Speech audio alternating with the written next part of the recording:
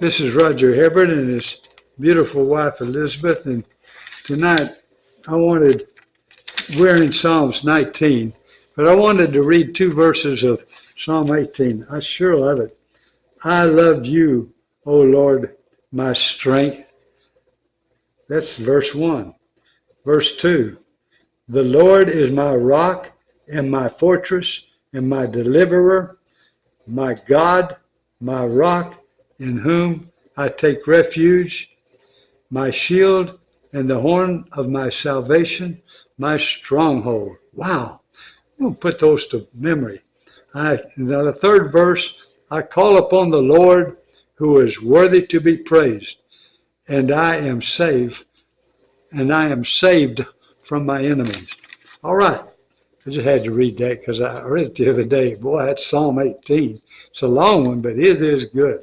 Psalm 19, it's from David too. Let's read it. Okay. Oh, man, I like this one.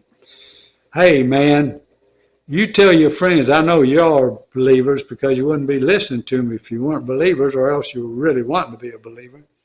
But tell your friends about this one and say, hey, bro, let me tell you something. Oh, yeah, what you going to tell me? I'm going to tell you that you are without excuse. Huh? What you talking about? Well, here it is, right here. I love it. Psalm 19.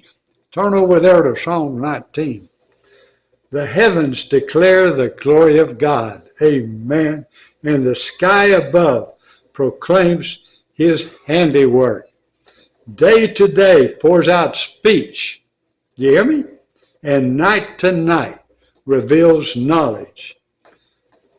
There is no speech, nor are there words whose voice is not heard.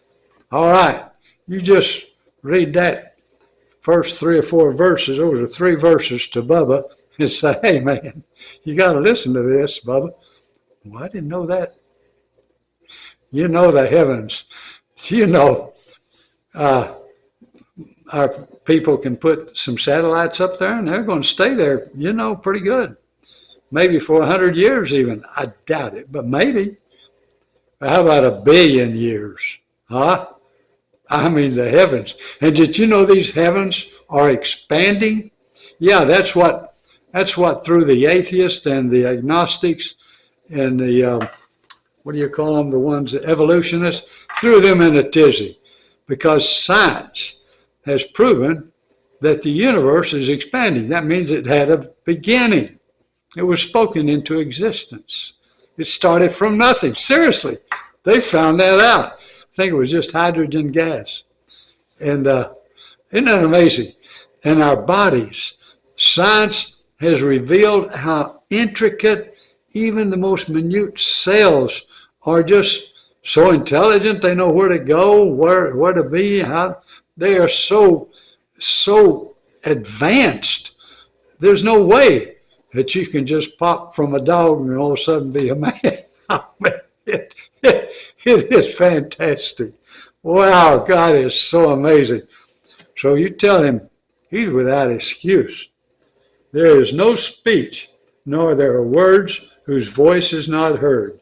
Verse 4, their voice goes out through all the earth, and their words to the end of the world. In them he has set a tent for the sun, which comes out like a bridegroom leaving his chamber, and like a strong man runs its course with joy. Its rising is from the end of the heavens, and its circuit is to the end of them, and there is nothing hidden from its heat. I tell you, this universe, I've read some books on it. Stephen C. Cooper has a good one, The Return of the God Hypothesis. It is so technical and so deep that I just had to turn a page a day and I'd read it to Elizabeth every morning. She'd take a little time out. I'd read it to her every morning, turn another page next morning. Man, I mean, it's good. The Return of the God Hypothesis by Stephen Cooper. And there's some others. I have another one over here. It's just about as equal. They're great. And he's a believer. The law of the Lord is perfect, reviving the soul. The testimony of the Lord is sure, and making wise the simple. The precepts of the Lord are right. Amen. You live with the Spirit. You live in the Spirit. I will guarantee you this. If you have an addiction or an affliction, let's say an addiction, probably an affliction too. You have an addiction, you get in the Spirit. One morning, you won't even pray for it. One morning you'll get up and you'll say, hey, I don't want to do that anymore. Whatever it was, it'll just be gone.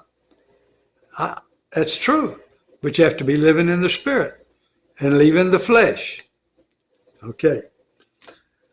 So the precepts of the Lord are right, rejoicing in the heart. The commandments of the Lord is pure, enlightening the eyes. The fear of the Lord is clean, enduring forever. The rules of the Lord are true and righteous altogether. Over there in those 11 verses in Romans 8, you'll find out that those who live in the flesh and set their minds on the flesh cannot please God. Indeed, they cannot please him. That's what it says. So you don't want to be there. You want to be in the Spirit. Believe me. More to be desired than gold, and even much fine gold, sweeter also than honey, and drippings of the honeycomb. Oh man, isn't that descriptive? Moreover, by them is your servant warned. In keeping them, there is great reward. I just told you what some of the rewards are. Who can discern his errors? Declare me innocent from hidden faults. Keep back your servant also from presumptuous sins.